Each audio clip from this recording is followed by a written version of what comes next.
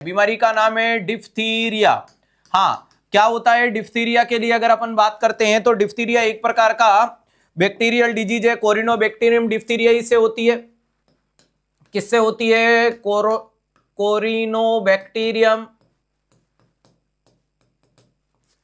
Diphtheria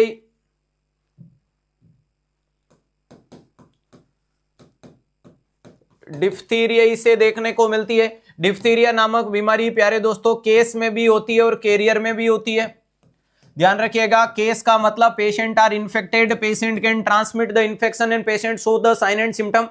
career का मतलब patient can infection, patient can transmit the infection, does not show the sign and symptom. Clear है? ध्यान रखिएगा। अब अगर बात करते हैं कैरियर के लिए तो कैरियर मोर डेंजरियस होता है। अरे कैरियर ज्यादा डेंजरियस होता है। कैरियर भी दो प्रकार के होते हैं, थ्रोट कैरियर और नेजल कैरियर।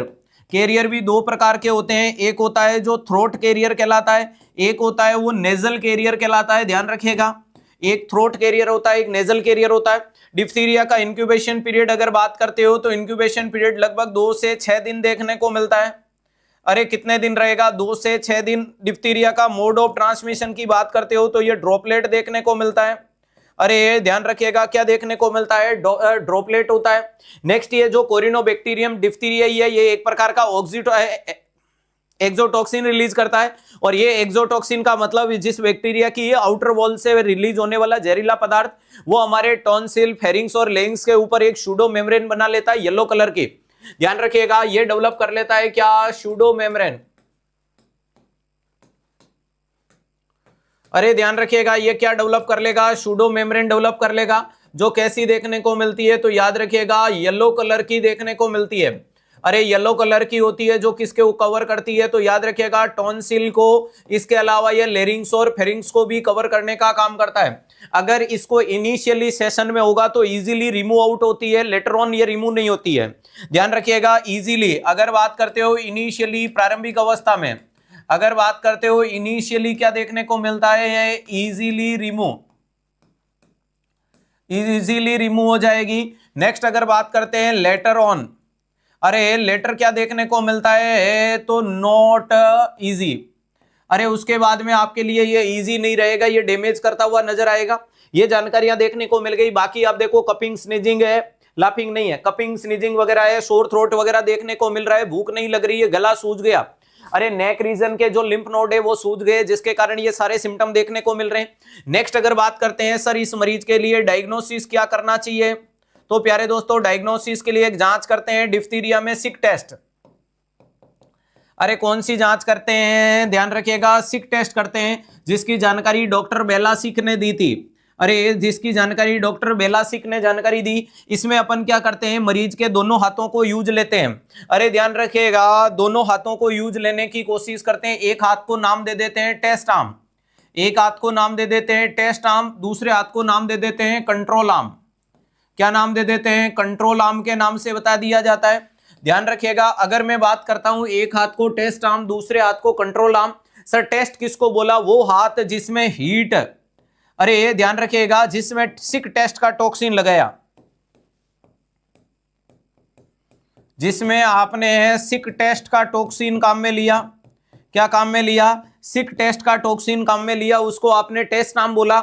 और जिसमें आपने हीट इनएक्टिवेटेड, ये जो बार बार ये जो दिल भेज रहे हैं, गुब्बारे भेज रहे हैं, बेटा पढ़ लो, है ना?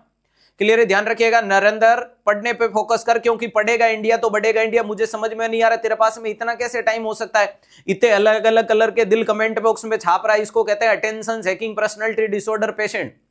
समझ पा रहे हो? आरआरबी के एग्जाम डेट की खुशी नहीं, सिलेक्शन का लेटर हाथ में आए ना, वो खुशी होनी चाहिए।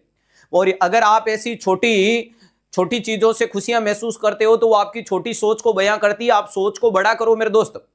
एग्जाम की डेट से खुशी नहीं होनी चाहिए, एग्जाम के बाद जब सिलेक्शन का लेटर आए ना उसकी खुशी, खाते में जब सैलरी आए उसकी खुशी होनी चाहिए। तुम बिना फालतू इतना टाइम पास कर दो, इतना समय है तुम्हारे पास में, समझ पा रहे हो? आधे से ज्यादा कमेंट बॉक्स में लोग होंगे, उनके पास इतना समय है कि आरआरबी के एग्जाम की डेट आने पे उन्होंने 10 लोगों को कॉल करके अपना 4 घंटे खत्म करके उनसे डिस्कस किया कि डेट आ गई, क्या करना चाहिए। तो आप सोचो कि उसकी जगह अगर तू 4 घंटे पढ़ाई करता ना तो वो पेपर में काम आती। ढंग से तू 2 पेपर रिवीजन कर लेता 2019 वाले। लेकिन मैं गारंटी दे सकता हूं, अपने दिल पे हाथ रख कर कसम खाओ, कितने लोगों ने कितने लोगों को कॉल किया था ना, मुझे पता है ना मैक्सिमम लोग। अब मना करने से क्या होता है, ये सही बात है। अब आप सोचो कि यार कितने फुर्सत वाले लोग हो, अगर वहां मजेदार क्या चीज थी, डेट दिखते ही मोबाइल को हाथों हाथ बंद करके कोई किताब खोल के 2 पेपर रिवीजन करते, मजा आता ना। चलो ध्यान रखिएगा, एक हाथ को टेस्ट आर्म, दूसरे में हीट इनएक्टिवेटेड टॉक्सिन काम में लिया, जिसको आपने क्या नाम दे दिया सर, हमने उसको कंट्रोल आर्म नाम दे दिया। एक नाम है टेस्ट आर्म, दूसरा है कंट्रोल आर्म। और प्यारे दोस्तों, इसमें अगर रिएक्शन देख रहे हो और अगर इन दोनों में रिएक्शन अपसेंट आती है, रिजल्ट नेगेटिव है। अगर इन दोनों में एक में पॉजिटिव, एक में नेगेटिव, दूसरे में पॉजिटिव, तो ये रिजल्ट डाउटफुल है।